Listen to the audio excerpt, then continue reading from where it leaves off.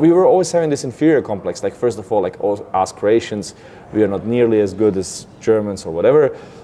That was false. And then thinking like we are far inferior just because we have never worked in the auto industry. Okay, yes, that's also a problem because you only learn in your own mistakes, which is the worst way of learning.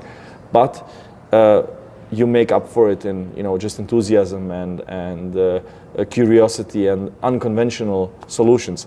But it helps to have the experience. So now we have a lot of people from the auto industry, from all possible manufacturers.